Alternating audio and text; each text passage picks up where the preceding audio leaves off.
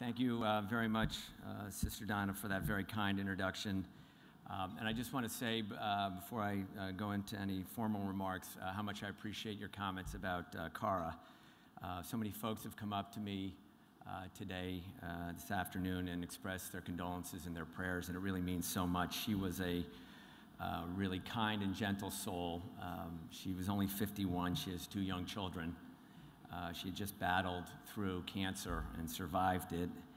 And I guess when all is said and done, I think the most important thing you can say about somebody is they were a great parent. And she was a fantastic parent, a great fighter, and a wonderful cousin. So thank you for your prayers, and thank you all very much for those prayers as well. My father once had a line. He gave the graduation speech at Yale 2 days after Jackie Kennedy died. And then he said he transitioned, so I'm going to steal his line. He said, after those serious and somewhat somber comments, I want you to know that I am the Sarge Shriver, which of course at Yale in 1994, nobody knew who he was.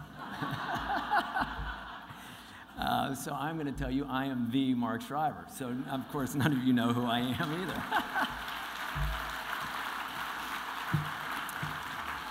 I am, after this is over, going to track down Heather and tell her that I'm actually from that damn Yankee area you had in the map. I don't know if any of you could see it down there. If you're from Florida, they call you Swampland. And then California is like about that big, which was great. I'm not going to go any further on that one. But by the way, you should have also told us that the potatoes that you served here had some jalapeno or something in there. It blew my head off. I had to get, Father Larry had to go out and get me a beer. I was like, I can't believe this. And Sister Donna didn't tell you all, or nobody really said what a great career she has had, not only as chair of Catholic Charities, but as the former prioress of the head, really, of the Adrian Dominican Order. We had a great conversation over dinner about her work in Iraq. She went there. She has dual citizenship, which I probably shouldn't tell anybody, but she has one in Canada. She went over to Iraq to work on some of the issues there to try to repair the wounds of war, and I want to thank her for her very kind introduction.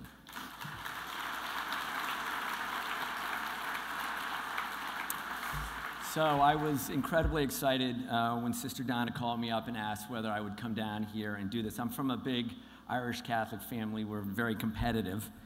And of course, after I got the phone call, the first thing I did was hang up the phone and call up my oldest brother, who's always telling me I'm not important. And I said, Bobby, you're not going to believe it. I've just been asked to come down and give the keynote at the first annual poverty conference in Texas. And he goes, oh yeah, Sister Donna called me up and asked me to do that. And I said, what? And he goes, yeah, you know, I created the One campaign with Bono. I helped eradicate debt in Africa and AIDS, and I started the whole effort to Product Red. She called me up. I couldn't do it. You have a good time down there. Tell her I said hi. And then he hung up on me. And I said, oh my God, that's Sister Donna. So then I called up my brother Timmy, and I said, Timmy, who's the next one older than me, I said, Timmy, you're not going to believe it.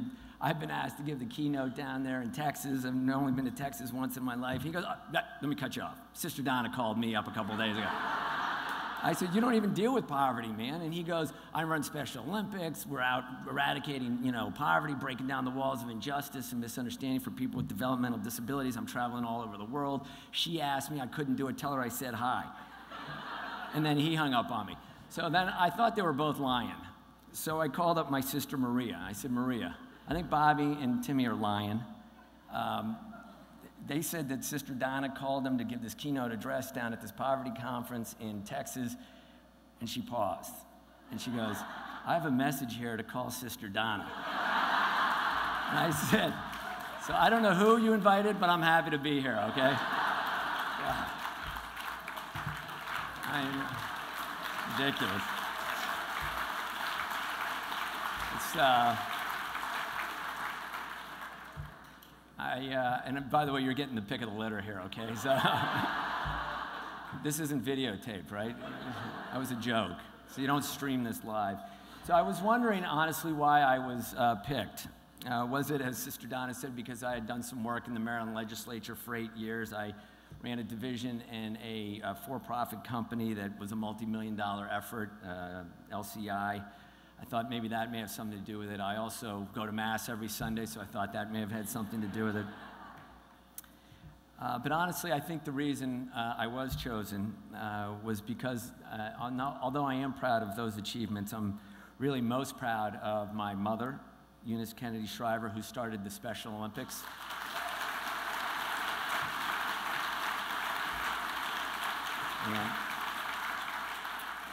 And my dad, who worked to eradicate poverty off the face of this earth, not only here.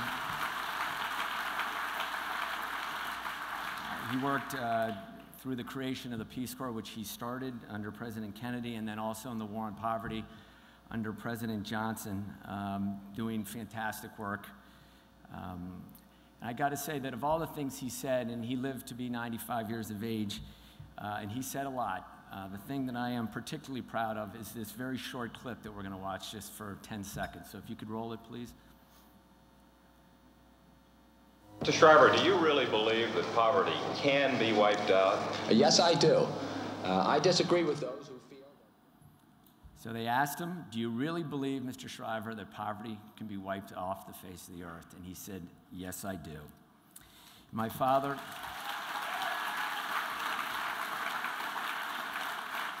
You know, I've seen that clip dozens of times, and the first time I saw it, I'm like, the guy has lost his mind. There's no way you can do that. And then every time I see it, it gives me more and more energy, and it gives me more goosebumps. He was about my age when he said that. He was actually 50. He was 3 years older than I am. I was 1 year old. My younger brother, Anthony, was not yet to be born. He was running the Peace Corps, and at the same time running the war on poverty. And through that war on poverty, I think he has accomplished more for the poor than anybody this side of FDR. When you look at the poverty rates in the mid-60s and look at them over the next decade, for children they went down, for seniors they were cut in half, and for the overall population it was cut by a third. Unbelievable record over that 15-year period. He created programs like Community Action, Head Start, Legal Services for the Poor, Job Corps, Community Health Services, Federal Work Study, Upward Bound, Foster Grandparents, and Vista, to name only about a half of the programs that he started in that 3-year period.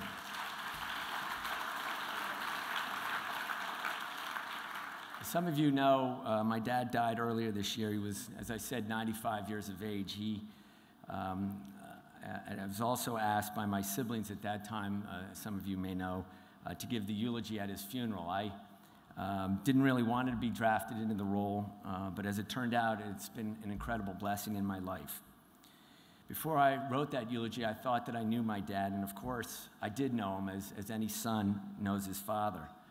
But as I was preparing that eulogy, I began to get to know him as a man on his own terms, not just as a father in relation to me. And what I learned was such a revelation that I've spent the last 8 months in a quest to understand him even better. I've learned a lot from him over these past few months. He continues to lead and to teach me, and I think that tonight he can teach us one or two things as well.